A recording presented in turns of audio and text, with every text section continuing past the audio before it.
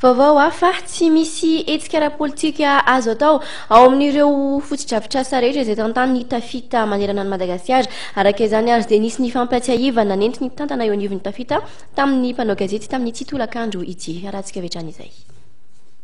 Manoloana ny hetsika izay karakarainy ny fikambanana politika MTS etsy amin'ny lapan'ny kolontsaina sy ny fanatanjahantena Mahamasina ny 20 Novambra ho avy izao dia namoaka fanambarana zareo avy eo amin'ny tafita izay misahana ny fampiasana ity fotodrafitrasa ity fa tsy azo anaovana hetsika ara-politika ireo fotodrafitrasa rehetra ara-panatanjahantena izay sahany izy ireo manerana ny Madagasikara.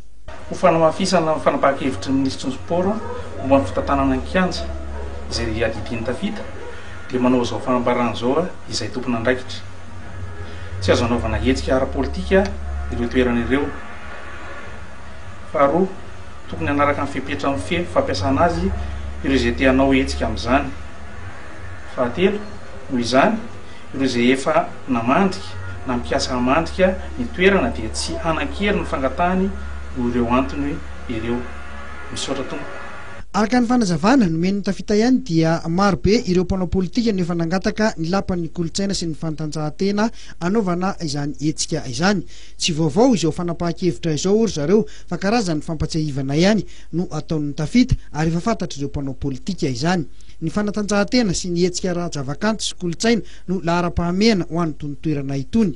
Raha mahakasika ity hetsika ny MTS ity dia nambarany zareo avy eo amin'ny tafita ihany fa voafitaka izy ireo satria raha nangataka ny palais des sports ity fikambanana ity dia tamin'ny fomba hafa no nentin'izy ireo nangatahana izany fa tsy misy idirany resaka politika mihitsy.